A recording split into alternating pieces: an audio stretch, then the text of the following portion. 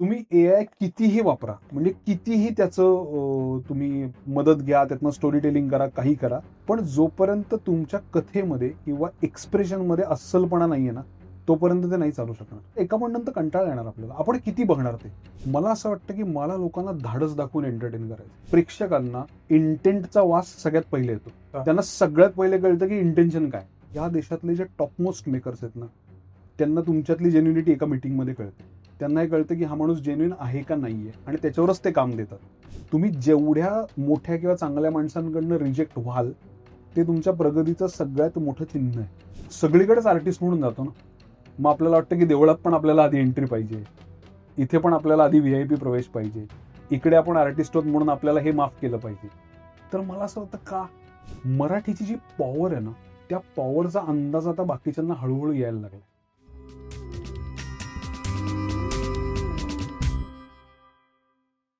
नमस्कार, मी विनायक पाचलक आणि think bank व चितळे मिठाई जलसा प्रस्तुत थिंक लाऊंजच्या नव्या भागात तुम्हा सगळ्यांचं पुन्हा एकदा स्वागत. आज थिंक बँक वरती पुन्हा एकदा आहेत माझे मित्र क्षितिज पटवर्धन. पण आजची मुलाखत एकदम खास आहे, कारण 15 वर्ष सिनेसृष्टीत काम केल्यानंतर क्षितिजचा पहिला सिनेमा दिग्दर्शक म्हणून येतोय उत्तर नावाचा. त्या सिनेमाच्या निमित्तानं ही चर्चा आहे, पण उत्तर पर्यंतचा क्षितिज पटवर्धन आपल्याला समजून घ्यायचा आहे, त्याचे विचार समजून घ्यायचे आहेत. त्यामुळे आता थेट क्षितिजकडे येऊया. सुरुवात अगोदर उत्तरपासून करू.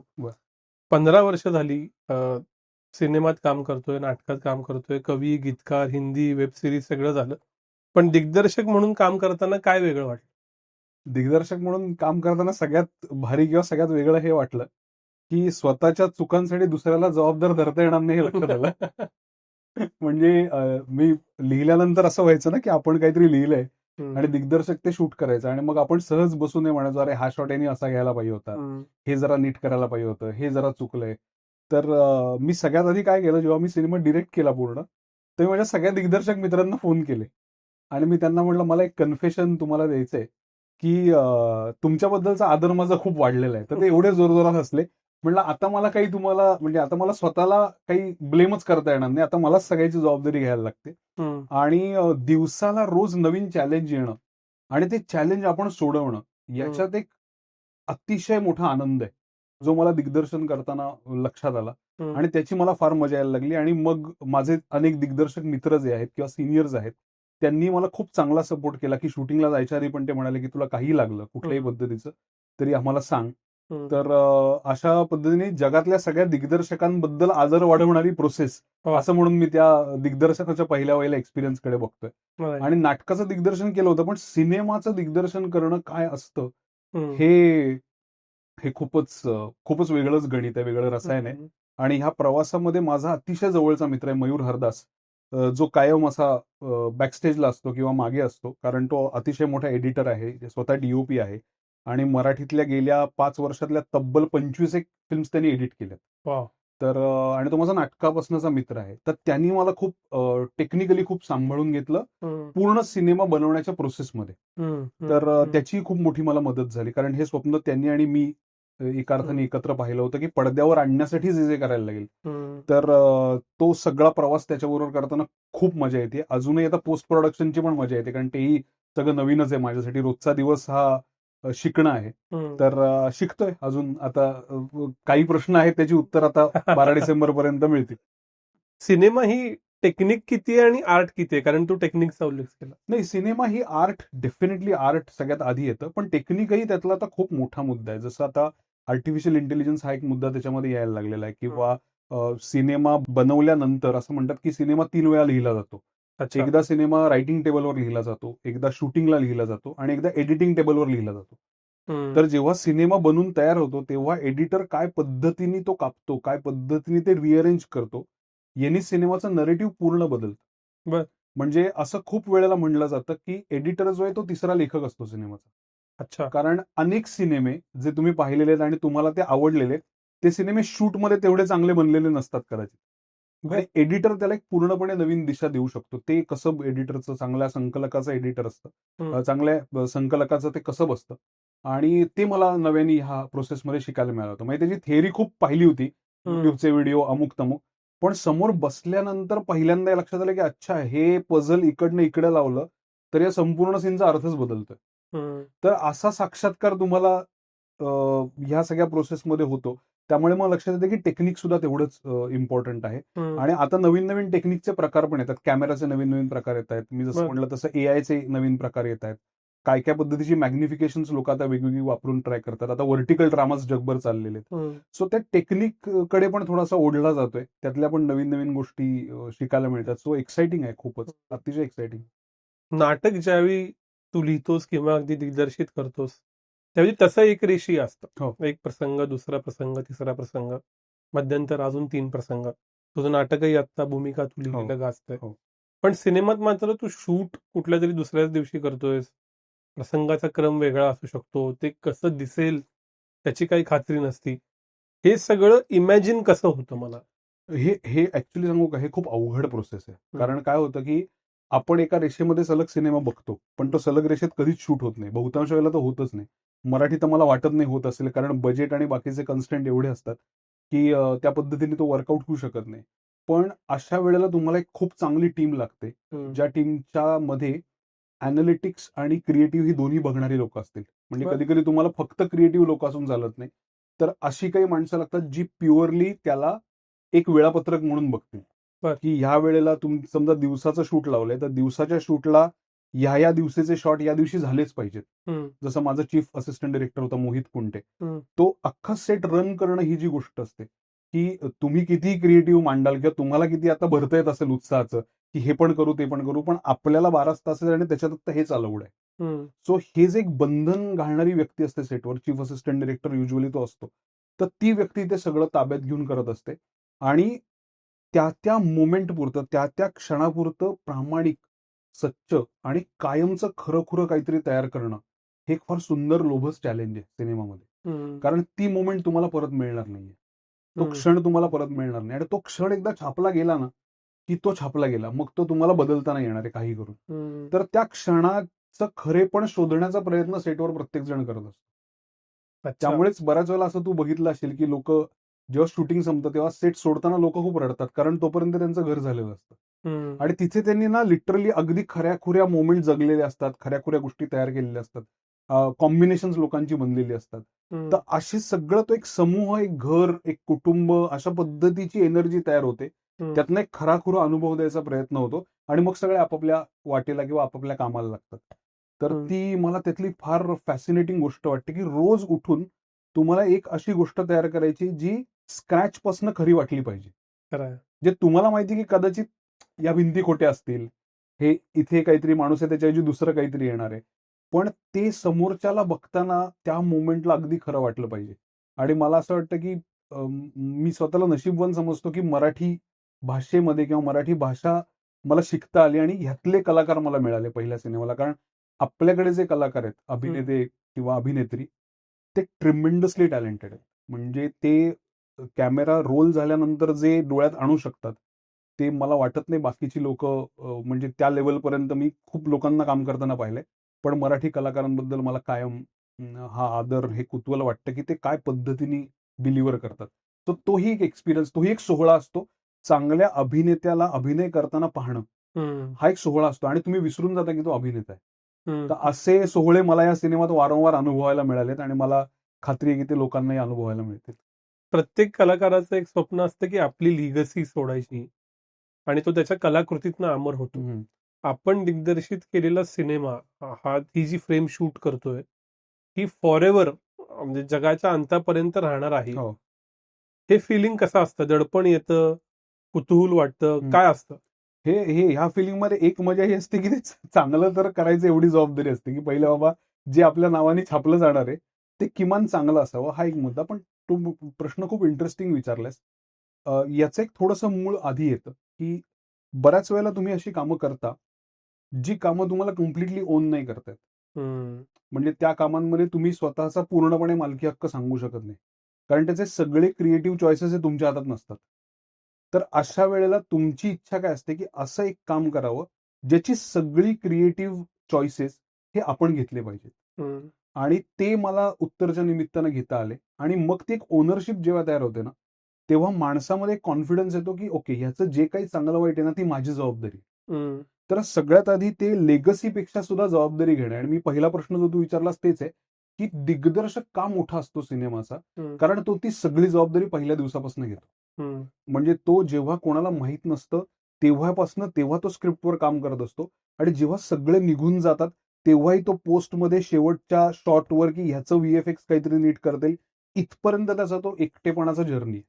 आणि तो जर्नी तो ह्याच्यासाठी करतो की त्याला त्या गोष्टीची जबाबदारी घ्यायची असते, त्याला त्या गोष्टीचं पूर्ण स्वामित्व घ्यायचं असतं. आणि ती फार जबरदस्त प्रोसेस, ती भावना खूप जबरदस्त आहे की जे काय असेल लोकांना त्याबद्दल जे काही वाटेल ते सगळं माझ्या क्रिएटिव्हिटी मधनं आलेलं आहे आणि त्याचं पूर्ण ओनरशिप घ्यायला मी तयार आहे. तर मला असं वाटतं की लेगसी हा खूप मोठा भाग झाला, कारण लेगसी होण्यासाठी तुमचं तेवढं बॉडी ऑफ वर्क लागतं. पण लेगसीच्या आधी सुद्धा सगळ्यात आधी जबाबदारी, मग त्याच्यावरचं आपलं एक स्वामित्व हा शब्द चुकीचा आहे, पण त्याच्यावरचा आपला एक शिक्का की हो हे मी केलंय आणि त्याचं एक जे काही चांगलं वाईट आहे ते माझं आहे. आणि मग त्याचा एक पाहणाऱ्यावर होणारा परिणाम, त्याला मिळणारी अनुभूती आणि मग त्यातनं तयार होणारी लेगसी, असे त्याचे मला 4 टप्पे वाटतात. तू आता सगळं केलंयस, सिनेमा दिग्दर्शन लेखन, नाटक दिग्दर्शन लेखन, गाणं, वेब सिरीज, म्हणजे कवी आणि गीतकार. मूळ तू कोण आहेस या सगळ्यातलं? मला असं वाटतं की मी मूळ असा मुलगा आहे ज्याच्यामध्ये अपार करुणा आणि अपार कुतूहल भरलेलं आहे. आणि त्याला काही दिवसानंतर एक नवीन माध्यम खुणावत राहतं की बाबा हे मी केलेलं आहे, पण हेही छान आहे, मला हेही करून बघू दे. कारण जसं आपण लहानपणी बघायचो ना रे, की आपल्याला माहित नव्हतं आपण कोण होणार आहोत. आपलं काय असं जन्माला आल्या आपलं ठरलं होतं की हा मी आता डॉक्टर होणार किंवा मी आता अमुक अमुक होणार. आपण एक्सप्लोरच करत गेलो आणि आपल्याला जी सराउंडिंग मिळाली त्यांनी आपल्याला एक्सप्लोर करायची मुभा दिली की हा करू, कविता लिहून बघ काय वाटतं, निबंध लिहून बघ. तेव्हा आपण असं नाही म्हणलं मी फक्तच कविता करणार, आपण म्हणलं निबंध पण लिहून बघतो, मग कुठेतरी विज्ञान स्पर्धेमध्ये एक भाग पण घेतो, एक काहीतरी तेव्हा यान बनवतो किंवा डाळींचे पाऊच करून तेही लावतो, म्हणजे मला त्याच्याबद्दल पण करेल. या सगळ्या गोष्टींमधनं ना तुमचं कुतूहल जिवंत राहतं आणि तुम्ही वेगवेगळ्या गोष्टी आजमावून पाहायला स्वतःला तयार करता. तर मला कायम असं वाटतं की मला त्या गोष्टी करून ना त्या गोष्टी आजमावून बघायच्यात. कदाचित अशा अजून पुढे काही 4 शक्यता असतील ज्या मी अजून नाही केलेल्या, पण मला करायला आवडतील का? तर डेफिनेटली आवडतील. तर मला असं वाटतं I am a creative explorer. आणि मला तसं राहायला आवडेल की एक काहीतरी ठराविक लेबल लावण्यापेक्षा जे हिंदीमध्ये आपण कायम बघतो की गुलजार साहेबांनी केलं किंवा जावेद अख्तर साहेबांनी केलं, की ते कुठल्याही एका ठराविक लेबलमध्ये अडकले नाहीयेत. त्यांना जेव्हा वाटलं तेव्हा त्यांनी गाणी लिहिली, त्यांना जेव्हा वाटलं तेव्हा त्यांनी पुस्तकं लिहिली. गुलजार साहेबांना जेव्हा वाटलं तेव्हा त्यांनी सिनेमा डिरेक्ट केला. पण कधीही त्यांनी स्वतःचं टॅलेंटचं इतकं अवडंबर, इतका बडेजाव कधीच मिरवला नाही. त्यांना त्यावेळेला जी उर्मी आली, जी ऊर्जा आली, ती त्यांनी एका सुंदर कलाकृतीत ओतली आणि मग ते पुढच्या प्रवासाला गेले. तर मला ते ना ते ओतून पुढच्या प्रवासाला जाणं फार छान वाटतं की तुम्हीच ते फार म्हणजे ते यश तुम्ही, मला नेहमी असं वाटतं की तुम्हाला मर्यादेपलीकडचं यश मिळालं ना की तुम्ही मर्यादेत राहत नाही. मग तुम्हाला कायम असं वाटायला लागतं की आता मी तोच आहे, मग तुम्ही सगळीकडे तोच माणूस म्हणून फिरता. तर ते मला अवॉइड पहिल्यापासून करावं असं वाटत होतं. आणि असे आयडॉल्स पण माझ्या समोर आहेत, अशी लोक पण माझ्या समोर आहेत की ज्यांनी ते अवॉइड करून त्या प्रत्येक प्रोसेसचा इंडिपेंडेंटली आनंद घेतला आणि ते पुढे गेले. ही सगळी जी थॉट प्रोसेस आहे तुझी इव्हॉल्व्ह झालेली, ती कशी इव्हॉल्व्ह झाली?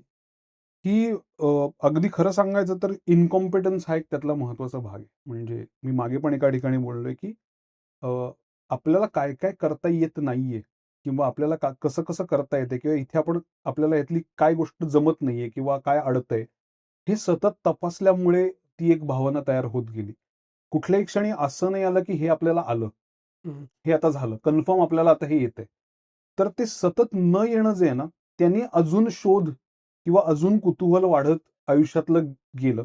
म्हणजे मला आज प्रेक्षकांना सांगायला आवडेल की आपण जेव्हा पहिल्यांदा उत्तरच्या गोष्टीवर बोललो 2017 साली आणि आपण जयंत नारळीकर यांना जाऊन ती गोष्ट ऐकवली, तेव्हा मला काहीच माहित नव्हतं की असा विषय पुढे भविष्यात येणार आहे, अशा गोष्टींची दालनं उघडणार आहेत, असं काहीतरी होणार आहे. इट वॉज जस्ट की 2 मित्र आहेत ज्यांना असं वाटतं की हा विषय त्यांना जाऊन ऐकवला पाहिजे. तर तो प्रवास तिथपासनं आज 8-9 वर्षाचा प्रवास आहे. आणि मला त्या प्रवासात कायम असं वाटतं की मला हे बहुतेक नाही जमणार. तर ते कायम नाही जमणार पासनं जमलं इथपर्यंतचा तो प्रवास आहे. आणि तो आयुष्यभर तसाच आहे की सुरुवातीला यमक जुळवणं इथनं ते सुरू झालं की हे नाही जमणार, हे फार अवघड आहे. मग ते यमक जुळवणं जमायला लागलं, त्यातलं गाणी जमायला लागली. मग इंग्लिश आहे, बापरे इंग्लिश नाही जमणार. मग हळूहळू इंग्लिशचं एक सवय लागली आणि ते जमायला लागलं. तर कुठल्याही गोष्टीचं नाही जमणार पासून आपल्याला हळूहळू जमतंय आणि त्याची एक मजा येते, त्याचा आनंद घेता येतोय. इथपर्यंतचा तो सगळा प्रवास आहे. जो गीतलेखनाचा आहे, नाटकाचा आहे किंवा इव्हेंट्स लिहिण्याचा आहे, तोच आता सिनेमा दिग्दर्शित करायचा आहे. हम्म. त्यामुळे मला कायम हे वाटत आलंय, की स्वतःला ते चॅलेंज करायची माझी जी ओढ आहे ना, ती मला आयुष्यभर टिकवायची. हम्म. म्हणजे कुठेही असं नाही वाटलं पाहिजे, की अरे मी स्वतःला चॅलेंजच नाही केलं या कामामध्ये. हे काय म्हणजे हे झालं. हम्म. तर ते मला ते स्वतःला चॅलेंज करत राहणं आणि इम्पॉसिबल पासून सुरू करून पॉसिबल असण्याकडे जाणं, हे मला खूपच मजेशीर आणि फॅसिनेटिंग वाटतं. ही सगळी थॉट प्रोसेस तर झाली, पण जेव्हा तुम्ही याला प्रोफेशन म्हणून घेता, तेव्हा तुमचं पोट पाणी, तुमचा संसार हो, सगळा त्याच्यावर अवलंबून असतो. हो, असतं. तेव्हा काय फिलिंग होते, की जेव्हा फुल टाइम तू हे करायचं ठरवलं? त्याच्यामध्ये ना एक स्थलांतर हा खूप मोठा मुद्दा आहे. हम्म. म्हणजे हे तुझं हे सगळं पाहणारे बरीच लोक ही आपापल्या नेटिव्ह जागांवरनं वेगळ्या जागी शिफ्ट झालेली आणि ऑब्व्हियसली ते घर चालवण्यासाठी किंवा काम करण्यासाठी शिफ्ट झालेले आहेत. पण मी अगेन म्हटलं तसं मी त्याच्यात स्वतःला नशीबवान समजतो, की मला नियतीने म्हणा, निसर्गाने म्हणा, देवानी म्हणा, जी काही शक्ती असेल त्यांनी ही संधी दिली, की मला माझ्या आवडीच्या क्षेत्रामध्ये हे सगळं करायला मिळालं. हम्म. कारण काय असतं, की तुम्ही एक स्ट्रगल करताय. तो हम्म. स्ट्रगल तुम्ही तुमच्या आवडीच्या कामात जर करत असाल, तर तो स्ट्रगल पण तुम्हाला गोड वाटायला लागतो. आणि तुम्ही वा. सगळ्या गोष्टी खूप छान पद्धतीने ऍक्सेप्ट करता, की ओके हा एक भाग आहे, हा एक भाग आहे, हे एक आहे, अमुक आहे, तमुक आहे. पण ते क्षेत्रच तुमचं आवडीचं नसेल, तुम्हाला ते काम आवडतच नाही आणि तरी स्ट्रगल करायचंय, हम्म. तर मात्र एक फार मोठा अडथळा किंवा मोठा ऑब्स्टॅकल तयार होतं. त्यातनं मी माणसं तुटताना पाहिली किंवा माणसांना खूप त्रास होताना पाहिलाय.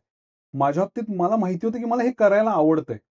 आता आवडतंय पासनं जमतंय पर्यंतचाच हा प्रवास आहे. तो हम्म. कधी ना कधीतरी फलद्रूप होणार कुठल्या तरी भागामध्ये. हम्म. पण आवडतंय का? तर नक्की आवडतंय. आणि दुसरं मला असं कायम वाटत आलं, की आपण आधी चांगले रसिक होऊया. ते इतकं फंडामेंटली महत्वाचं आहे ना, की ओपनली आपल्याला चांगल्या गोष्टी बघता येतायत का इतरांच्या?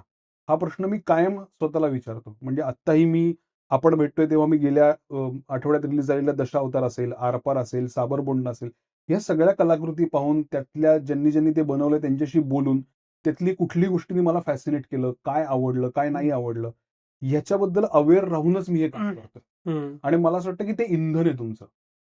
हम्म. आणि ते इंधन संपलं, की माणसांचा एक प्रॉब्लेम सुरू होतो. कारण बहुतांश वेळेला मी आमच्या क्षेत्रामध्ये पाहिलंय, की लोकं स्वतःला कॉम्प्लेक्स देणारं काम नाही बघू शकत. हम्म. म्हणजे असं काम, ज्या कामाने बापरे! मला असं होतं, की हे कुठच्या कुठे आहे किंवा काय आहे? किंवा मला असं कधी काही करता येईल का? तर खूप लोकं ते अव्हॉइड करतात, की नको राहू दे. हां, अरे ते बघायचंय मला. असं खूप लोकं म्हणतात आमच्या क्षेत्रात. पण मला असं वाटतं त्याला भिडलं पाहिजे. ते बघितलं पाहिजे तरच तुम्ही त्यातनं इन्स्पायर होऊ शकता. हम्म. तर मला ह्याचं फार नवल वाटतं, की मी एक तर आवडीच्या क्षेत्रात आहे एक. दुसरं मी अशा सराउंडिंग्जमध्ये जी मला सतत इन्स्पायर करतात. हम्म. म्हणजे साबरबोंड सारखी फिल्म आहे किंवा आता होमबाउंड सारखी फिल्म आली. हे सिनेमे हे इन्स्पायरिंगच सिनेमे आहेत. हे बघून तुम्हाला इन्स्पायर होतं, की अच्छा अशी गोष्ट सांगता येऊ शकते. हम्म. तर हे सतत तुम्ही स्वतःला जर इन्स्पायरिंग मोडमध्ये घेतलत, तर तुमच्यात वाढच होणार आहे. तुमचा समज वाढणार आहे. तुम्हाला अजून चित्रभाषा कळणार आहे. तुमच्यात अजून काहीतरी एक लेयर्स तयार होणार आहेत. तर मला म्हणून ह्याच्यात राहणं फार आवडतं. हम्म. आणि मग ते अजून व्यापक होणं, अजून चांगल्या गोष्टी बघणं, अजून एक्सपिरियन्सेसला स्वतःला ओपन करणं, हे मला खूप इम्पॉर्टंट वाटतं. रादर दॅन की मी रिजिड आहे, मग माझं एवढंच आहे, मग मी एवढंच करणार, मग मी हे नाही बघणार, मग ते मला बघायचं राहिलंय. असं मी कधीच माझा पॉइंट ऑफ व्ह्यू तसा अजिबातच नाही. जेवढे वर्ष आपण दोघं एकमेकांना ओळखतो, तेवढ्या वर्षातली एक कॉमन गोष्ट जी मी बघत आलोय ती अशी, की you are genuine with your self. Yes. तर आणि पण you are in the show business, की Yeah. जिथे जेन्युइन असण्याचे कदाचित तोटेच जास्त असतात बरोबर आहे. फायद्यांपेक्षा. हम्म. जे या व्यवसायाशी संबंधित आहेत त्यांना अधिक लक्षात येईल. हे जेन्युइन राहणं अवघड आहे का? नाही अवघड आहे अजिबात. मला खूप सोपं वाटतं. हम्म. फक्त मला असं वाटतं, की ते जेन्युइन राहण्यामुळे तुम्हाला गोष्टी ना टप्प्याटप्प्याने मिळतात. अच्छा. आणि ज्याचा मला फार आनंद वाटतो. म्हणजे समजा तुझ्यासमोर एक थाळी ठेवली आहे आणि तुला दिलंय की 3 मिनिटात सगळी संपवायची. हम्म. तर तू काय करशील? तू बकाबकाच खाशील. हा. पण तुला असं सांगितलं की ह्यातले 8च पदार्थ आहेत. पण तुला 30 मिनिटं आहेत. तू आरामात सावकाश चव घेऊन खा. मला हे यश वगैरे हे सगळं तसं वाटतं. हम्म. आणि मला असं वाटतं की एक कुठलीतरी गोष्ट मिळाली, एक काहीतरी आता हातात आलंय, तर त्याने एक आउट ऑफ प्रपोर्शन जाऊन माझ्या सगळ्या इक्विलिब्रियममध्ये काही गडबड होऊ नये. हम्म. कारण मी एस्पेशली हिंदीमध्ये हे पाहिलेलं आहे की आहे त्या गोष्टीचं मटेरियलाइज करणं जे असतं ना, की मला एक यश मिळालंय, त्याचं आता मी काय प्रमाणात मटेरियलायझेशन करतो, याच्यावर सगळा गेम चालू आहे आता हम्म. हिंदीमध्ये, की ह्याचा रायटर, ह्याचा डिरेक्टर, ह्याचा अमुक. पण मी दुसरा प्रश्न स्वतःला विचारतो, की ओके समजा ते मी केलं, समजा मी ती जेन्युनिटी माझी सोडली आणि मी एका डिल्युजनमध्ये राहायला लागलो, की अरे मी तर हे केलंय, मी तर ते केलंय, ह्याचं ते. त्यातनं मी ज्या माणसांना अट्रॅक्ट करणार आहे त्यांच्यावर मला काम करायचंय का? हम्म. त्याचं सोपं उत्तर आहे नाही. मला ज्या माणसांबरोबर काम करायचंय, सुदैव आणि विनायक ती सगळी जेन्युइन आहेत आणि हे मला माहिती आहे. कारण मी त्यांना भेटलोय, त्यांच्याबरोबर मी काम करतोय. आम्ही एका ॲडव्हान्स्ड स्टेज ऑफ प्रोग्रेशनमध्ये आहोत. तर मला असं वाटतं ही 2 महत्त्वाची माणसं जर आपल्याबरोबर काम करतायत, तर तेवढं अट्रॅक्शन पुरेसं आहे की. हम्म. आणि ते अट्रॅक्शन क्लिअरली जेन्युइन राहूनच मिळालेलं आहे. हम्म. त्याच्यात मी कुठेही काहीतरी पेड PR केलाय किंवा इंग्लिश पेपरमध्ये आर्टिकल्स आणली आहेत किंवा मग मी 4 लोकांना बोलवून माझा पॉडकास्ट घ्या म्हणून पैसे दिलेत. असं मी कुठेच काही केलेलं नाहीये. आणि मला असं झालं हे सगळं लोकं का करतात? तर त्यांना असे एक तर ऑडियन्स अट्रॅक्ट करायचा असतो आणि दुसरं मेकर्स अट्रॅक्ट करायचे असतात. हम्म. की मेकर्सना कळलं पाहिजे मी आहे. हम्म. पण मी तुला हे अत्यंत जबाबदारीने सांगतो आणि अत्यंत खरेपणाने सांगतो, की या देशातले जे टॉपमोस्ट मेकर्स आहेत ना, त्यांना तुमच्यातली जेन्युइनिटी एका मीटिंगमध्ये कळते. हम्म. त्यांना हे कळतं की हा माणूस जेन्युइन आहे का नाहीये आणि त्याच्यावरच ते काम देतात. तुम्ही कुठल्याही एजन्सीकडनं जा, कुठल्याही रिप्रेझेंटेशनकडनं जा, कुठल्याही ओळखीतनं जा. Finally it comes down to हा माणूस खरा वाटतोय की नाही वाटत. हम्म. तर हे आता बघून आल्यानंतर माझा विश्वास आणखीन बळकट झाला की आपण जेन्युइन राहूया. हम्म. काहीच फरक पडत नाही. कारण इनजेन्युइन राहून आपल्याला जर भस्कन पैसे मिळाले किंवा भस्कन आपल्याला एक काहीतरी मोठं मिळालं आणि ते आपल्याला नाही पचवता आलं, कारण आपण मुळात तसे नाही आहोत. तर आपण आपल्या कामाची ओनरशिपही घेऊ शकणार नाही. आपण ते यशही पचवू शकणार नाही आणि परत आपण आपल्याला जी गोष्ट सांगायची तीही सांगू शकणार नाही. हम्म. मग ह्या सगळा एक्सरसाइज का करायचा आहे? हम्म. तर त्यामुळे मला कायम ती टप्प्याटप्प्याने मिळण्यात जी गंमत वाटते ना, ती मला आयुष्यभर वाटत राहणार आहे. मला ते कधीच आउट ऑफ प्रपोर्शन जाऊन त्याचा एक काहीतरी मोठा फेनॉमेना करणं कधीच म्हणजे मला ते आवडत नाही आणि मला असं वाटतं की ते तसं नसलं पाहिजे. तू गोष्टीबद्दल बोललास. हो. तुला एखादी गोष्ट कशी सुचती हं. आणि सुचतानाच ती नाटक, गाणं, कविता, सिनेमा असा फॉर्म घेऊन येते? अ, गोष्ट ना काहीतरी त्याच्यात एक भावना असते, जी भावना तुम्हाला पहिल्यांदा हिट करते. हम्म. ती भावना तुम्हाला हिट जेव्हा करते ना, तेव्हा ती त्या एका स्वरूपातच तुम्हाला हिट करते. म्हणजे तुम्हाला त्यातला ताण लक्षात आला तर तुम्हाला वाटतं की हे नाटक आहे. म्हणजे लोकांना त्या ताणातनं सोडता कामा नये. जर तुम्हाला असं वाटलं की नाही ह्याला ना डेप्थ खूप जास्त गरजेची मग तुम्हाला ते सीरीज स्ट्रक्चरमध्ये दिसतं की त्यात मल्टिपल लोकं आणि मल्टिपल अँगल्स आहेत. किंवा तुम्हाला असं वाटलं की ह्याने ना सरळ-सरळ 2 तुकडे आहेत ह्याचे. आणि मग तुम्हाला दिसतं की हा सिनेमा पण 3 ॲक्ट स्ट्रक्चर सारखं स्ट्रक्चर असेल की त्याच्यात त्याचा सिनेमा होऊ शकतोय. तर ती भावना एक बेसिक तुम्हाला हिट करते आणि ती जेव्हा हिट करते त्या बरोबरीने त्याचं एक रूप तयार व्हायला लागतं तुमच्या डोक्यामध्ये. समटाईम्स द कॅरेक्टर फॅसिनेट्स यू की ही व्यक्तिरेखा आहे, ती तुम्हाला त्याच्या आयुष्यातलं नाट्य, त्याच्या आयुष्यातल्या गोष्टी ह्या तुम्हाला फॅसिनेट करतात. कधी-कधी तुम्हाला एखादी घटना आहे, जी घटना तुम्हाला फॅसिनेट करते, की "अरे बापरे! हे कसं झालं?" मग ह्याच्याबद्दल काहीतरी आपल्याला वाटतंय का? बोलता येतंय का? किंवा एखादी इमॅजिनेटिव्ह गोष्ट आहे, की असं झालं तर काय होईल? जसे लहानपणी निबंध असायचे, की मी एक दिवस सरकारी अधिकारी झालो तर काय होईल? तर ते व्हॉट इफ वर पण खूप गोष्टी असतात, की व्हॉट इफ असं झालं तर काय होईल? त्यातनंच काही गोष्टी घडतात. उत्तर ही त्यापैकीच एक गोष्ट आहे, जी इमॅजिनेटिव्ह आर्कमधनं घडलेली आहे. हम्म. तर ती भावना तयार होणं आणि त्या भावनेला एक म्हणजे अमूर्त असल्यापासून ती मूर्त स्वरूप येणं, ही ती एक सुंदर प्रोसेस आहे आणि ती काही दिवस तुम्हाला स्वतः ठेवावी लागते. म्हणजे लगेच तुम्ही असं आल्या म्हणून "अरे ऐक ना, हे ना खूप भारी आलंय." तर ते पहिल्यांदा तुमच्याकडे त्याला पार्क करून काही काळ द्यायला लागतो, ज्या काळानुसार त्याचं एक स्वरूप बनतं आणि मग ते पक्कं होत जातं. हम्म. कधी-कधी ते दिवसांचं असतं, कधी महिन्यांचं असतं, कधी वर्षांचं असतं. Right. म्हणजे वर्षांचं पण आहे. म्हणजे आत्ता असं आहे, की काही जुन्या गोष्टी मी वाचल्यात, थोर साहित्यिकांच्या आणि constant I am toying with the idea, की काय आहे हे? ह्यातली कुठली भावना आपल्याला अट्रॅक्ट करते आणि ही काय आहे? हे नाटक आहे का सिनेमा आहे? काय वाटतंय? तर चालू आहे अजून डोक्यात झगडा. तर हम्म. एका कुठल्यातरी क्षणी त्याचं उत्तर मिळेल आणि ते होईल. पण तो झगडा अजूनही चालू आहे. अनेक हम्म. गोष्टींच्या बाबतीत, की काय सीरीज आहे का सिनेमा आहे? काय आहे? तर तो मला असं वाटतं त्याचं उत्तर ती गोष्टच देईल काही काळाने. सुचणं ते लिहिणं हं. ह्याच्यामध्ये रियाज काय असतो? ऍक्च्युली सुचणं मला ते मध्ये मी एक खूप छान वाक्य ऐकलं होतं, की लेखक हा कायम लिहितच असतो. फक्त तो उतरवतो कधी कधी. हम्म, तर ते वाक्य मला खूप आवडलं होतं, की मनातल्या मनात एक कायम लिखाण चालूच असतं. हम्म, पण त्याच्याहून जास्त मला आता महत्वाचं असं वाटायला लागलंय, की बघणं हा फार महत्वाचा भाग आहे. आणि बघणं म्हणजे फक्त वाचणं नाही. हम्म, बघणं म्हणजे जगण्याकडे बघता येणं. हम्म, कारण एक गोष्ट जी मला काही कालांतराने लक्षात आली आणि मी हे पहिल्यांदा कदाचित कन्फेस पण करतोय, की एका कालांतराने ना तुम्ही टू डायमेन्शनल व्हायला लागता या क्षेत्रामध्ये.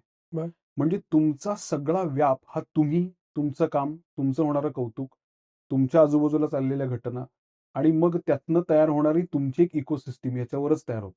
एवढंच राहतं तुमच्या हातात. हम्म, आणि हे सगळं इतकं पायलप होतं, की तुम्हाला कळत नाही तुम्ही इमोशनली कधी बँकरप्ट होता. ॲब्सोल्यूट बँकरप्ट होता तुम्ही. तुम्हाला एका पॉइंट नंतर स्वतःबरोबर काय करायचं हेच तुम्हाला कळत नाही. कारण तुमचं जग तोपर्यंत हे झालेलं आहे. आणि मग तुम्ही काढून चर्चेत राहण्यासाठी गोष्टी करायला लागतात. मग हम्म, तुम्ही काढून त्या क्षेत्रातनं म्हणजे आपण म्हणतो ना, की कौतुक करणं आणि कौतुक ओरबाडणं हे 2 प्रकार आहेत. तर ते पण तुमचं चालू होतं. सो मला हळू हे लक्षात यायला लागलं, की आपण पण त्या ट्रॅपमध्ये अडकतोय का? हम्म, की आपल्याला सतत काहीतरी पाहिजे, सतत एक चर्चा पाहिजे, सतत एक गोष्टी पाहिजेत, सतत काहीतरी हे व्हायला पाहिजे. तर ह्याच्या पलीकडे आपलं एक तिसरं अस्तित्व आहे, तिसरं डायमेन्शन आहे, जे आपलं घर आहे, आपलं कुटुंब आहे, आपला समाज आहे, आपण जी पुस्तकं वाचतो ती आहे, आपण ज्या जागांवर फिरतो ते आहे. तर आपण ह्या सगळ्याच्या पलीकडे जाऊन एक तिसरी व्यक्ती म्हणून राहणं फार गरजेचं आहे. हम्म, म्हणजे भूमिकाच्या निमित्ताने मला सचिन सरांबरोबर बराच वेळ राहता आला आणि आम्ही खूप छान एक्सचेंज पण केला. तर तेव्हा त्यांनी मला खूप सुंदर वाक्य सांगितलं होतं, की श्याम बेनेगल त्यांना एकदा असं म्हणाले होते, की आर्टिस्ट हा जो मुद्दा आहे ना, he should wear his talent lightly. वा. तर ते इतकं सुंदर वाक्य मला ते इतकं आवडलं. आणि ते म्हणले, की ते मला असं इतकं विस्डम इतका सहज आणि इतका सोप्पा करून सांगायचं ना, की हम्म, तो आयुष्यभर राहायचा. तर मी म्हटलं किती सुंदर वाक्य आहे. हम्म, कारण आपण सगळीकडेच आर्टिस्ट म्हणून जातो ना. मग आपल्याला वाटतं, की देवळात पण आपल्याला आधी एंट्री पाहिजे. इथे पण आपल्याला आधी व्ही-आय-पी प्रवेश पाहिजे. इकडे आपण आर्टिस्ट आहोत म्हणून आपल्याला हे माफ केलं पाहिजे. तर मला असं होतं का? हम्म, आपण साधा माणूस आहोत ना पहिले. जसं इतरांचं प्रोफेशन आहे तसं आपलं आर्टिस्ट हे प्रोफेशन. तर हम्म, मग त्याचं एवढं अवडंबर आणि एवढं हे का आपण माजवायचं? तर हळू ते तिसरं डायमेन्शन शोधण्याचा माझा आता ॲक्टिव्हली आणि डोळसपणे प्रयत्न चाललाय. हम्म, आणि मला असं वाटतं, की ती लांब प्रोसेस आहे. ती अत्यंत नॉन ग्लॅमरस प्रोसेस आहे. म्हणजे त्याच्यात काहीही चटपटीतपणा नाहीये. त्याच्यामध्ये काहीही अभिनिवेश नाहीये. पण मला असं वाटतं, की त्यांनी आपला जो खुंटा बळकट करणं आहे माणूस म्हणून, तो खूप चांगल्या पद्धतीने होऊ शकेल. तू भूमिकाचा उल्लेख केलास हो, म्हणून 2015 साली आलेलं 2 स्पेशल हो, आणि 2025 साली आलेलं भूमिका, हो. दोन्ही नाटकात एक गोष्ट कॉमन आहे, की कॉन्फ्लिक्ट असा आहे की एकाची बाजू घेता येत नाही. व्हिलन हिरो अशी परिस्थिती नाही नाही. आणि वेगळंच काहीतरी घडतं. हं. तर हा जो कॉन्फ्लिक्ट आहे, की ज्याच्यात हिरो व्हिलन कसं करायचं याचा प्रश्न प्रेक्षकांना पडतो. पडतं. असंच तुला कसं एक्साइट करतं किंवा हे याचं म्हणजे याच्या पाठीमागचं लॉजिक काय? नाही मला असं वाटतं, की ते अवघड आहे ना. हम्म, सोपं काय, की हा हिरो आहे, हा विलन आहे, हा याला मारणार आणि गोष्ट संपणार आहे. हम्म, इतकं सोपं आहे. पण मला असं वाटतं आपलं जगणं तसं नाही येणार आहे. म्हणजे मला असं कायम फंडामेंटली ही गोष्ट पाहिलेली मी गोष्टींच्या बाबतीत, की आपल्याला कायम हे सांगण्यात आलंय, की हे सृष्ट-दृष्टाचा संघर्ष आहे आणि आता ह्याचा मृत्यू होणार आहे किंवा ह्याचं वाईट होणार आहे आणि मग आपण सगळे आनंद साजरा करणार आहोत. पण मला असं वाटतं, की आपली जी परिस्थिती आहे, या परिस्थितीमध्ये माणसं जेव्हा एकमेकांना कॉन्फ्लिक्टेड एरियाजमध्ये भेटतात, तेव्हा त्याच्यात कुणीच बरोबर किंवा कुणीच चूक नसतं. हम्म, ते त्यांच्या मांडणी, त्यांची मतं, त्यांची बॅकग्राऊंड घेऊन तिथे पोहोचलेले असतात. हम्म, आणि मग ती नियती म्हणा किंवा ती वेळ म्हणा, ती एक संघर्ष समोर आणून ठेवते. हम्म, आणि मग ते दोघंही त्यांच्या बाजू अत्यंत हिरिरीने मांडतात. हम्म, आणि त्याच्यात मी लेखक म्हणून याची बाजू जरा कमी लिहू, ह्याची थोडी जास्त लिहू, असं करण्यापेक्षा मी स्वतःला कॉन्ट्राडिक्ट करणाऱ्या गोष्टी जास्त लिहितो. म्हणजे मी एका अर्थाने ते उतरवतोय फक्त. हम्म, ती पात्र काय म्हणतील हे मी ॲक्चुअली उतरवतोय. हम्म, आणि म्हणून आता भूमिका बघताना सगळ्यात जास्त फीडबॅक असा आहे, की अतिशय बॅलन्स्ड वाटतंय. हम्म, दोन्ही बाजू सांगितल्यासारखं वाटतंय. किंवा 2 स्पेशल बघताना पण अरे दोघांच्याही गरजा तेवढ्याच मोठ्या वाटतायत. याचं कारण असं ते आहेतच. आणि हम्म, त्याच्यात मी लेखक म्हणून हा स्टँड नाही घेणार, की ह्याचं ना जरा छुपं थोडंसं आपण वाढवूया आणि हम्म, याचं थोडं छुपं कमी करूया. कारण मला एक लक्षात आलंय, की प्रेक्षकांना इंटेंटचा वास सगळ्यात पहिले येतो. अच्छा. त्यांना सगळ्यात पहिले कळतं, की इंटेन्शन काय? हम्म. आणि ते अनेक कलाकृती तू आता काढून बघ की त्याच्या इंटेन्शन मध्येच लोकांना कळलं की हे कशासाठी केलेलं आहे आणि लोकांनी नाकारले किंवा लोकांनी असं म्हणलं की हे ना प्रॉपगेंडा वाटतं किंवा अजेंडा वाटतं कुठल्याही बाजूचा असेल. हम्म. आणि ज्या गोष्टीत लोकांना असं वाटलं की हे इंटेन्शन नाही वाटत म्हणजे चांगलं वाटतंय हा अजेंडा नाही वाटत आहे ही कलाकृती म्हणून पहिले आपण बघूया हम्म. त्याला लोकांनी डोक्यावर घेतलेलं आहे. हम्म. तर मला ते इंटेन्शन स्वतःचं मध्ये उभं राहणं आणि सगळीकडच्या गोष्टी मांडून तो प्रसंग उतरवणं एवढंच वाटतं. हम्म. त्याच्यात कोणाची बाजू घेणं कधीच नाही वाटत. हम्म. कारण त्यावेळेला काय होतं त्यावेळेला मग तुम्ही समजायला लागतं की मी आहे ना मी लिहिलंय ना आता मी जरा दाखवतो की हे पण असं नसतं ना. हम्म. त्यामुळे त्या माणसांना खरं जिवंत वाटवण्यासाठी तुम्हाला त्यांच्यात उतरून बघितलं तर पाहिजे बोललं तर पाहिजे त्यांचे विचार ऐकले तर पाहिजे. हम्म. तर ते मला फारच जबरदस्त वाटतं आणि जसं तेंडुलकरांनी म्हटलं होतं की एका पॉईंट नंतर पात्र तुम्हाला म्हणजे पात्र लिहायला लागतात पात्र बोलायला लागतात आणि तुम्ही जस्ट ते तुमचा हात धरून तुम्हाला घेऊन जातात हम्म. जिथे तुम्हाला जायची भीती वाटते. हम्म. तर हम्म. ते मला अधिकाधिक अशा जागांवर जायचं जिथे मला जायची भीती वाटते.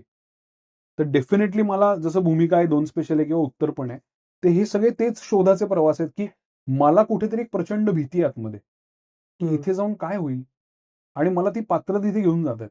हम्म. तर ते मला फार मजेशीर वाटते आणि पुढे अशा गोष्टी आहेत की ज्याच्यात मला ती पात्र तिथे घेऊन जातात. माझा एक एक बॅरिकेड म्हणा एक फसाड म्हणा तोडून मला स्वतःपर्यंत नेत आहेत आणि मला ती कळतायत नव्याने.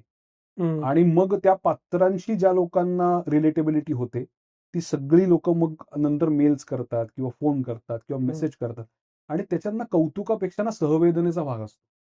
हम्म. त्या कौतुक हा मुद्दा नसतो. म्हणजे आता पण साधनाच्या अंकानंतर मला ज्या मेल झाल्या त्या लिटरली बेळगावपासनं प्रयागराजपासनं कुठनं मेल झाल्या हम्म. आणि मी काही एक्सपेक्ट केलं नव्हतं की अशा मेल्स येतील आणि त्या सगळ्या सहवेदनेच्या आहेत की हो आम्ही हे सगळं अनुभवलेलं आहे किंवा हो हे मी पाहिलेलं आहे किंवा हो मी या ठिकाणी राहिलं तेव्हा असं असं झालं होतं. आम्हाला खूप छान वाटलं तुम्ही तुमचा प्रवास उलगडला आणि तो आमच्याशी खूप साधर्म्य साधणारा होता. आय थिंक हे इनफ आहे. हे जे स्वतःच्या जगण्यातल्या गोष्टी सांगणं आहे हम्म, किंवा रिलेटेबल गोष्टी सांगणं आहे हम्म, हे बाय डिझाईन आहे हम्म, का ते असं आहे म्हणून चालतं. म्हणजे उदाहरण द्यायचं झालं तर सेम फीडबॅक वायझेड बद्दल लोकांचा आहे, हम्म, सेम फीडबॅक डबल सीड बद्दल हम्म. लोकांचा आहे किंवा असं प्रत्येकाचं कशाबद्दल असेल तर एवढं रिलेटेबल कसं राहता लिहिता येतं. मला एक महत्वाची गोष्ट त्याच्यात अशी वाटते की तुम्हाला समोरच्याला काय दाखवायचंय ह्या प्रश्नाकडे ते सगळं येतं. हम्म. म्हणजे अगदी मी ऑनेस्टली तुला सांगतो की कुठलंही मोठं लार्जर दॅन लाईफ एक स्वप्न हे तुम्ही सिनेमात दाखवू शकता किंवा नाटकातही दाखवू शकता किंवा तुम्ही लोकांना कुठल्या तरी एका धार्मिक किंवा आस्थेविषयी गोष्टी सांगू शकता. तुम्ही लोकांना इतिहासाबद्दल सांगू शकता. हम्म. म्हणजे या सगळ्याच्या गोष्टी तुम्ही मोठ्या करून दाखवूच शकता पडद्यावर. हम्म. मला असं वाटतं की मला लोकांना धाडस दाखवून एंटरटेन करायचं हम्म. आणि ते मला अतिशय महत्वाचं वाटतं हम्म. की माझ्या आतमध्ये काय धाडस आहे. हम्म. आणि मला असं वाटतं की जसं तुम्ही आता ते गेम्स बघताना की एक माणूस त्या रेडबुलच्या याच्यावरनं जातो आणि तो हवेत एक झेपवतो हम्म. आणि तुम्ही असे वासून बघता की अरे हा 400 फूट वर गेला आणि तो त्याचा म्हणजे त्याचा जीवन मरणाचा प्रश्न असतो तो तिथे जाऊन ते स्टंट करून खाली येणं आणि ते स्टंट काही तो फक्त किकसाठी करत नसतो त्यांनी आयुष्यभर प्रिपेअर केलेलं असतं त्या स्टंटसाठी स्वतःला. हम्म. तर मला आणि फक्त स्टंट म्हणून नाही ती एक फिलॉसॉफी म्हणून पण आहे की मला कायम असं वाटतं की माझ्यात जी दडलेली गोष्ट आहे ती मला जास्तीत जास्त धाडसी पद्धतीने लोकांसमोर मांडायची. हम्म. आणि माझा याच्यावर ठाम विश्वास आहे यावर्षी तर अजून बसलाय जिचे मराठीत सिनेमे आले त्यावरनं की लोकांना ते बघायला आवडतं. हम्म. कारण लोक स्वतःला धाडसी बनवण्यासाठी अशा धाडसांचा वापर करतात वा. हम्म. आणि त्यांना ते धाडस सापडलं ना की ते अजून थोडे धाडसी होतात. हम्म. मग आपण अख्खं नाटक लिहितो 70 पानाचं लोक एक 10 ओळींची मेल लिहितात किंवा हम्म. लोक एक 7 ओळींची कविता लिहितात किंवा लोक एक मेसेज टाकतात किंवा लोक ब्लॉग्स लिहितात. हे धाडस त्यांना आपल्या धाडसातनं मिळालं तर मला असं वाटतं की यू आर होम. तुझ्या या 15 वर्षाच्या प्रवासात तुला कोणकोणत्या कलाकृतीमुळं कोणकोणत्या प्रकारचं धाडस मिळालं. मला एकतर डबल सीटमुळे मला स्वप्न बघायचं धाडस मिळालं हम्म. की स्वप्न बघितलं पाहिजे आणि स्वप्न बघता येतं आणि ते पूर्ण करता येतं हे सांगायला पाहिजे ही एक अतिशय महत्वाची गोष्ट मिळाली. 2 स्पेशल सारख्या नाटकामधनं मला असं वाटतं की निरागस असणं हे धाडसी असणं आहे. म्हणजे आपण जसे मोठे होतो तसे निरागसता आपली निघून जाते. तर कुठल्याही कितीही मोठ्या वयाचा माणूस हा एका क्षणी, अत्यंत कसोटीच्या क्षणी निरागस होऊ शकतो आणि त्याच्या निरागसतेमध्ये खूप सौंदर्य आहे. ते मला असं वाटलं की एक प्रकारचं धाडस 2 स्पेशलमध्ये होतं, की तो जेव्हा रडतो, की माझ्याकडे इंटर्नशिपला आलेला मुलगा थांबलाय रात्री, की त्याला पहिल्या दिवसाचा पेपर वाचायचा आहे आणि त्याच्यात त्याची बातमी नसणार आहे. हम्म. तर हे त्याला जे त्याच्यात गलबलतं, तर मला असं वाटलं ते एक धाडस मला इनोसंट असायचं धाडस त्यातनं मिळालं. हम्म. वायझेड मधनं बॉडी शेमिंग आता सगळे लोक त्याच्यावर जगभर हिंदीवाल्यांनी पण खूप पिक्चर करून झाले. आपण 10 वर्षापूर्वी तो पिक्चर केला होता. हम्म. की वेडेपणा करणं ह्याच्यात पण एक धाडसी पण आहे. आणि आता तू बघितलंस तर पोस्ट पॅन्डेमिक ते सगळं परत ट्रेंडमध्ये आलंय की work from home, remote working, मग 9 to 5 जॉब्स नको, मग आम्ही आमचा एक वेगळा स्टार्टअप सुरू केला. तर ह्यालाच आपण एक टर्म वायझेड अशी कॉइन केली होती की वायझेड असणं म्हणजे वेडा असणं आणि कोणाच्याही कुठल्याही रुटीन्स मध्ये न अडकणं. हो.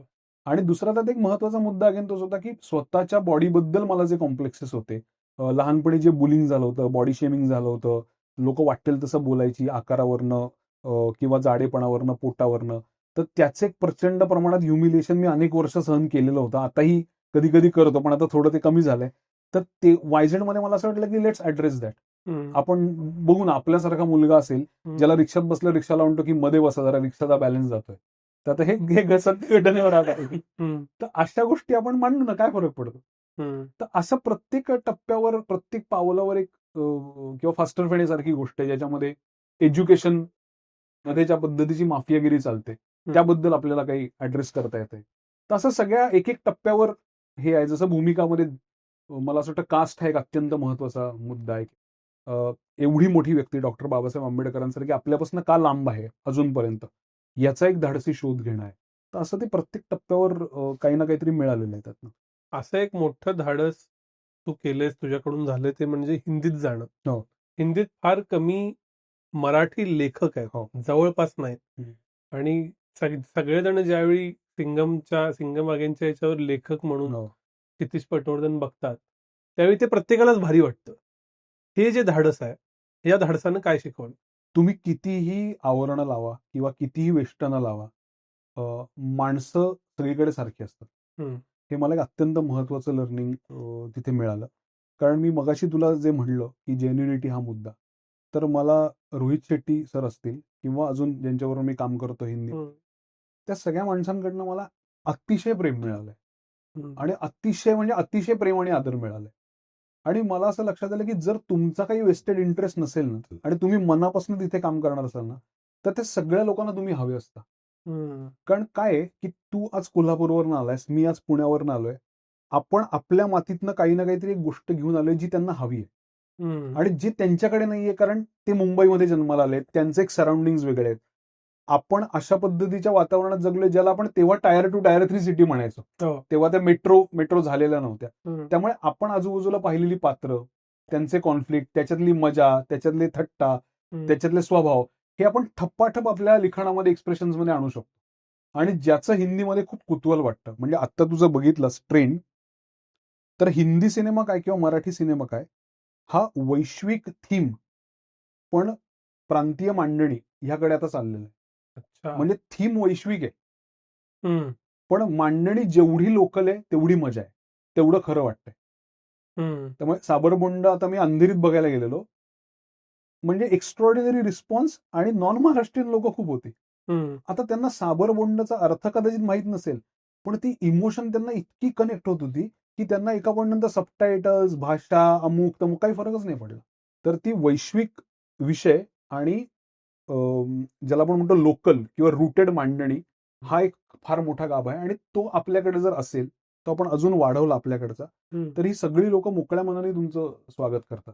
त्यामुळे मला हे धाडस म्हणशील ना, तर माझ्यासाठी हे 2 मीटिंगचा मुद्दा आहे की 2 चांगल्या मीटिंग्स होऊन विषय ऐकून ही गोष्ट झालेली आणि मग पुढे त्याच्यावर काम झालेलं आहे. तर ते धाडस याच आहे की काय फार फार तर काय होईल की लोक नाही म्हणतील. तर ते आपल्या मनातच आपण रिजेक्शनने एवढे सफर होतो ना की आपण ऍक्च्युअल रिजेक्शन पर्यंत जातच नाही. तर ते मी खूप लोकांचं पाहिलंय. म्हणजे आता तुला एक गंमत सांगतो की इंस्टाग्रामवर एक हँडल आता खूप प्रसिद्ध आहे. तो मुलगा लाईव्ह म्हणजे लोकांना दाखवून ना कोल्ड कॉल्स करतो रोज. आणि तो कोल्ड कॉल्स काय करतो की तो बटन दाबतो आणि तो म्हणतो की असं असं मी इथनं बोलतोय, तर तुमची एक डिजिटल ऍड मला करायची आहे, तर तुम्हाला आवडेल का? आणि तो ते लोकांना दाखवतो तो व्हिडिओ की समोरच्याचा रिस्पॉन्स काय आलाय आणि त्याला हजारो लाखो व्ह्यूज आहेत.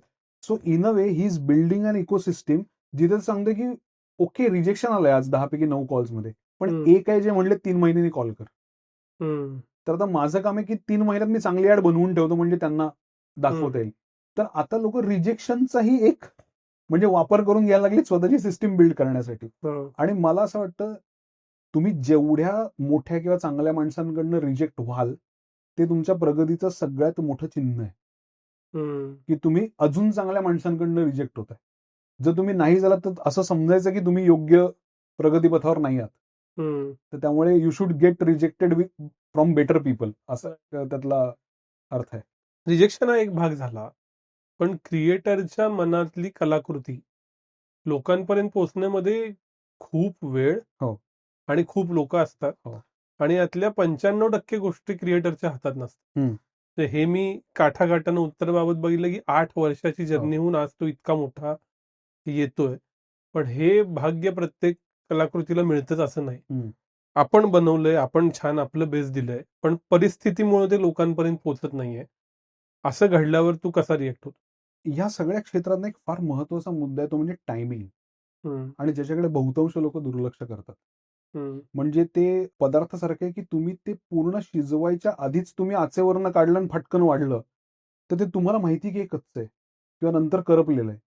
तर आमच्या क्षेत्रात ना खूप कलाकृतींचं तसं आहे की आपल्याला असं वाटतं अरे ही ना याच्याऐवजी एव्हा आली असते ना तर कदाचित चालली असते, हे ना ह्याच्याऐवजी असं केलं असतं तर कदाचित चाललं असतं. तर ते ना धीर न धरता येणं हा एक भाग त्यातला अतिशय महत्वाचा आता झालेला आहे की आजूबाजूला काय परिस्थिती आहे, हिंदी किंवा बाकीच्या सिनेमांचं काय आक्रमण आहे, बाकीच्या एंटरटेनमेंटचे काय ऑप्शन आहेत, हे बघून तुम्ही स्वतःची गोष्ट त्या विंडोमध्ये टाकणं आणि मग त्याचा रिस्पॉन्स कसा मिळू शकेल याची एक चर्चा करणं किंवा याचं हे करणं. म्हणजे मला सांगायला अतिशय आवडेल की आता मी झी स्टुडिओज बरोबर हा सिनेमा जॅकपॉट आणि झी मिळून करतात.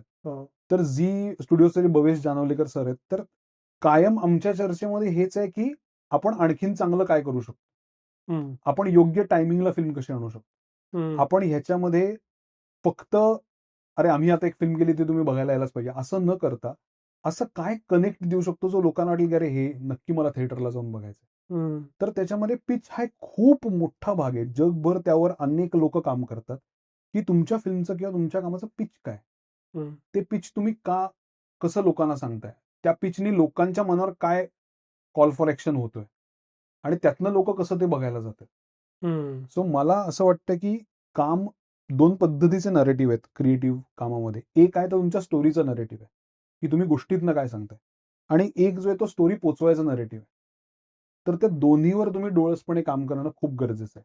म्हणजे मला दशावतार हे खूप चांगलं उदाहरण वाटतं त्याचं, की जी गोष्ट आहे त्याचा एक सुंदर नरेटिव्ह तयार होत गेला प्रेक्षकांच्या प्रतिसादानंतर की दिलीप काका जे एवढी वर्ष काम करतायत, इतकं चांगलं काम करतायत, it's a tribute to his body of work की अरे किती सुंदर किती वर्ष त्यांनी काम केलंय आणि आता दशावतार सारख्या सिनेमात ते एवढ्या मोठ्या भूमिकेत येत आहेत.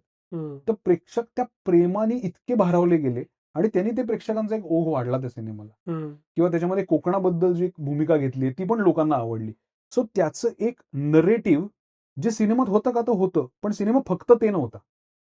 तर त्याची कुठली नरेटिव्ह नंतर बिल्ड होऊ शकतात, कुठल्या नरेटिव्हनी लोकांना तो अजून आपलासा वाटू शकतो, याच्यावर पण डोळसपणे काम करणं गरजेचं आहे मराठी सिनेमांनी.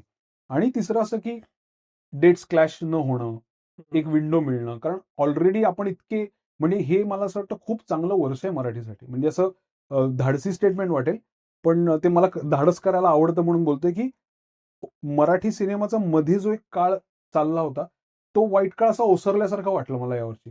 कारण 8 ते 9 नवीन डिरेक्टर्स आले यावर्षी पहिले, आणि सगळ्यांच्या सिनेमांनी काही ना काहीतरी स्कोर केलंय. काहींनी नंबर्स मध्ये स्कोर केले, काहींनी परसेप्शन मध्ये स्कोर केले. पण सगळ्यात महत्वाची गोष्ट विनायक यात अशी आहे की लोकांना दर 2 ते 3 महिन्यांनी बुक माय शो उघडून मराठी सिनेमा बघूया चला आहे लागलाय काहीतरी चांगला, ही सवय परत यायला लागली, जे मला खूप आश्वासक वाटतंय.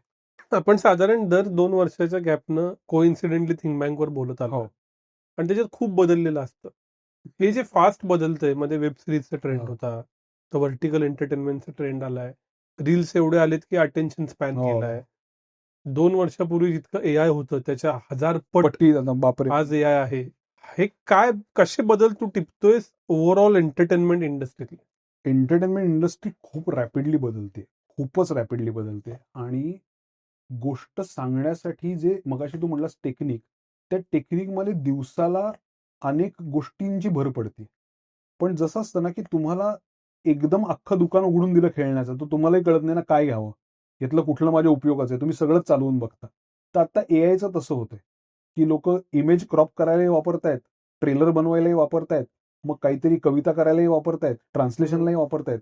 तसं सिनेमामध्ये अनेक गोष्टी एआय मध्ये आता होत आहेत, की लोक व्हिज्युअल स्टोरी बोर्डिंग साठी एआय वापरतायत किंवा प्रेझेंटेशन पिच डेक साठी वापरतायत. पण ह्याचा एक दुसरा गंमत अशी आहे, की एका पॉइंटला असं होतं की सगळ्यांचीच डेक सारखी वाटतात. मग सगळ्यांचंच काम सारखं वाटतंय, सगळ्यांचे चेहरे ते असे मशीनमध्ये बनवल्यासारखे चेहरे असतात तसे वाटतात. तर ह्यानी ना मला असं वाटतं की तुम्ही ते कुठल्या स्वरूपापर्यंत वापरता याच्यावर फार गोष्टी पुढे डिपेंडंट राहणार आहेत.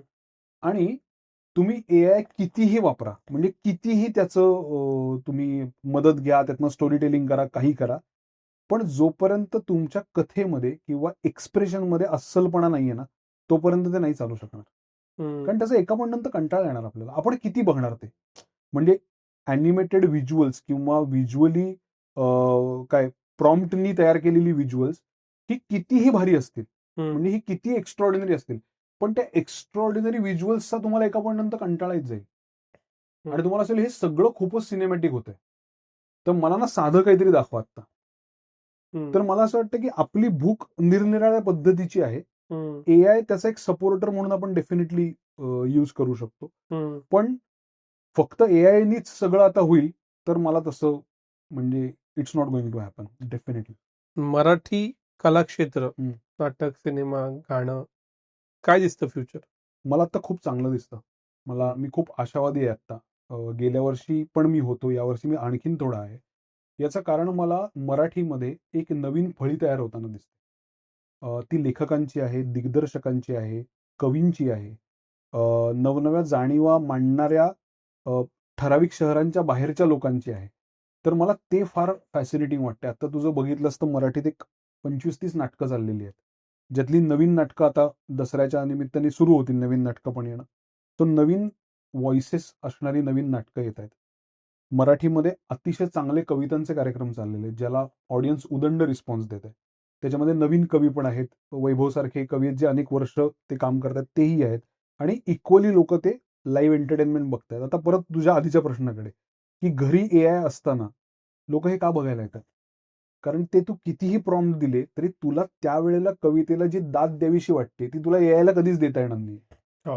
तर त्यामुळे तो जिवंत एक्सपिरियन्स घ्यायचं प्रमाण आता वाढलंय, जे फार चांगलं आहे एंटरटेनमेंट इंडस्ट्रीसाठी. खूपच चांगलं आहे. म्हणजे आता तू बघितलंस तर मुंबई पुण्यामध्ये कॅन्डल लाईटचं हे होतं की सगळीकडे मेणबत्त्या लावलेल्या असतात आणि त्याच्यात म्युझिक कॉन्सर्ट होतं. व्हेन्यूज कमी पडतात. एक्झॅक्टली. तर हे अतिशय चांगलं चित्र आहे आणि ह्यांनी जास्तीत जास्त नव्या आवाजांना, नव्या कलाकारांना मंच उपलब्ध होतील. कारण एक काय असतं की 1000 कपॅसिटीच्या ऑडिटोरियममध्ये कुठलीही गोष्ट हिट होण्यासाठी त्या मुलांनी किंवा त्या माणसांनी ना 50च्या कपॅसिटीत खूप वाईट शो केलेले असतात. म्हणजे खूप खडतर प्रवास असतो तो. म्हणजे आम्ही अशी नाटकं केलेली आहेत की ऑडियन्सपेक्षा आमची संख्या जास्त होती. म्हणजे करणारे 14 होते आणि बघणारे 12 होते. अशी आम्ही नाटकं केलेली आहेत. पण तो प्रवास केल्यामुळे आज 1000चं थिएटर फुल जात आहे. हा प्रवास एक झालेला आहे. दुसरीकडे फोक आख्यान सारखा कार्यक्रम चालू आहे की जो अस्सल मराठी मातीतला एक्सपिरियन्स देतोय. माझा मित्र रणजित गुकळे जो त्याचा निर्माता आहे. तर मला इतका अभिमान वाटतो. मी त्यालाही मध्ये फोन केला आणि मी म्हटलं की मला इतकं भारी वाटलं की थिएटरच्या बाहेर अर्धा किलोमीटर रांग लागलेली या कार्यक्रमासाठी. हे किती जबरदस्त आहे. आणि लोक फक्त कोल्डप्ले कॉन्सर्टला गर्दी नाही करत आहेत, तर लोक फोक आख्यानलाही गर्दी करतात. हे मला अतिशय चांगलं वाटतं. मग त्यात लोकांना कळते की दिमडी ही असते, संबळ ही असते, गोंधळ हा असतो, जागरण हे असतं. आता हे लोकांना जर एका कूल माध्यमातून कळतंय तर वाय नॉट. तर मला ते आशावादी वाटतंय. सिनेमाच्या बाबतीत मी म्हटलं तसं की 8-9 सिनेमे स्कोर केल्यामुळे, आंतरराष्ट्रीय पातळीवर सिनेमांची दखल घेतल्यामुळे, दिग्दर्शकांचं नाव झाल्यामुळे I am very hopeful and excited for next year. म्हणजे मला 25 आत्ता अजून 2-3 महिने आहेत, चांगले चांगले सिनेमे अजून येणार आहेत. 26ला कदाचित अजून वेगवेगळे सिनेमे येतील, अजून नवीन गोष्टी येतील. तर मी प्रचंड आशावादी आहे. आणि ह्याचं एक तुला महत्वाची गोष्ट सांगतो या प्रश्नातली मेक, मराठीची जी पॉवर आहे ना त्या पॉवरचा अंदाज आता बाकीच्यांना हळूहळू यायला लागलाय. अच्छा. म्हणजे आत्तापर्यंत ते असं होतं की अरे हा आहे करत असतात मराठीत एक छोट्या बजेटचं तुमचं छान चालू असतं वगैरे वगैरे वगैरे. पण ज्या दिवशी कलेक्टिव्ह मराठी समूहाची व्ह्यूइंग कपॅसिटी याला केटर करणारी एक कलाकृती येईल ना, जी तुला मी आत्ता म्हणजे निक्षून सांगतो की पुढच्या वर्षी तशा कलाकृती येणार आहेत. हम्म. तेव्हा त्याचं जे एक मॅसिव्ह नंबर्स पण येतील किंवा तेव्हा त्याचं एक मॅसिव्ह पद्धतीने अप्रिसिएशन पण होईल ना, ते मला खूप जास्त आशावादी वाटतं. हम्म. कारण जेव्हा एक मोठी फिल्म चालते, तेव्हा 3 छोट्या फिल्मला परवानगी मिळते हम्म. व्हायची, की हे पण छान याच्याबरोबर आपण करूया. तर त्यामुळे ती इकोसिस्टीम मराठीसाठी खूप चांगली डेव्हलप होती आणि ती ठराविक शहरा, ठराविक वर्गा, ठराविक याच्या बाहेर तयार होते. हे मला खूप प्रॉमिसिंग वाटतंय. शेवटचा प्रश्न. उत्तर आल्यानंतर क्षितिज पटवर्धन कोणतं उत्तर शोधतोय? पुढचा कुठला प्रश्न सोडवायचा आहे? तो कुठला आहे? नाही, तो असा आहे की अजून कुठली अशी गोष्ट आहे जी मला कन्फ्रंट करता येईल आणि कुठल्या माध्यमातून करता येईल. म्हणजे 1-2 गोष्टी आहेत ज्याची अनाउन्समेंट होईल किंवा ज्याचं काम आता पुढच्या वर्षी येईल. पण त्याच्या बरोबरीने आता आणखीन असं काय आहे जे आपल्याला खुणावतंय, हम्म. कुठल्या माध्यमातून खुणावतंय, ते करून बघायला काय मजा येईल हम्म. आणि परत स्वतःला एक पूर्णपणे कोरीपाटी करून, ब्लँक करून आपल्याला नवीन काय उडी मारता येईल. हम्म. कारण आत्ता असं झालं की काही गोष्टींना मी जाणीवपूर्वक नाहीही म्हणालोय, काही गोष्टी करायला. कारण मला असं वाटलं की आपण थांबून एक शांतपणे अॅनालिसिस करणं गरजेचं आहे की इथनं आपल्याला कुठे जायचंय? म्हणजे काय करायचंय? पुढचा आपल्याला मुक्काम काय गाठायचा आहे? तर त्याची सगळी ती जुळवाजुळव चालू आहे आणि जसं एक म्हण मला फार आवडते की जेव्हा मासेमारी करत नसतात, तेव्हा जे कोळी असतात, ते त्यांचं जाळं खूप छान शिवत असतात. हम्म. तर ती जाळं शिवण्याचीच मला आता वेळ वाटतो थोडा, की ते हम्म. निटिंग चालू आहे, की पुढचं काय छान आपण विणू शकतो, काय बांधू शकतो आणि ते किती भक्कम करू शकतो. हम्म. याला एक पुढचा थोडासा काही काळ द्यायचा आहे. मानसिक स्वास्थ्य, शारीरिक स्वास्थ्य या दोन्ही आघाड्यांवर पण काम करायचंय. कारण त्यांनीच गोष्टी अजून चांगल्या ऑब्झर्व्ह करता येणार आहेत, ॲब्सॉर्ब करता येणार आहेत. तो असं सगळं आहे आणि उत्तरची प्रतीक्षा आहे, की लोकांना सिनेमा पहिला कसा वाटतोय याचं एक थोडं टेन्शन, थोडी धास्ती, पण खूप सारा विश्वास असं असं सगळं आहे. तूही त्याचा पहिल्यापासून त्या सगळ्या प्रोसेसमध्ये आहेस. त्यामुळे प्रचंड प्रमाणात एक्साइटमेंट आहे आणि प्रेक्षकांवर एका पद्धतीचा विश्वास पण आहे. त्यामुळे असं वाटतं की ते उत्तर प्रेक्षक देतील असं मला वाटतं. तुला उत्तरसाठी खूप खूप शुभेच्छा. मला सुद्धा भाग्यवान मी यासाठी आहे की ती अख्खी प्रोसेस हो, हो. कशी असती, गोष्ट सुचण्यापासून ते सिनेमा येतापर्यंत ती तुझ्यामुळे बघता आली. माझा थिंक बँकच्या सर्व प्रेक्षकांना आव्हान आहे की तुम्ही सगळ्यांनी उत्तर सिनेमा नक्की बघा. तुम्हाला तो आवडेल याची मी स्टॅम्प पेपरवर खात्री देऊ शकतो. तू वेळ दिलास त्याबद्दल तुझे खूप खूप आभार. धन्यवाद. धन्यवाद. आणि एक महत्वाची गोष्ट थिंक बँकच्या सगळ्या रसिकांसाठी ही पण, की कायम पॉडकास्टमध्ये दिसणारे विनायक पाचलक हे आपल्याला उत्तर या सिनेमात पहिल्यांदा मराठी चित्रपटसृष्टीत अभिनेता म्हणून पदार्पण करताना दिसणार आहेत. तर तोही योग चुकवू नका. तुम्हाला नक्की आवडेल.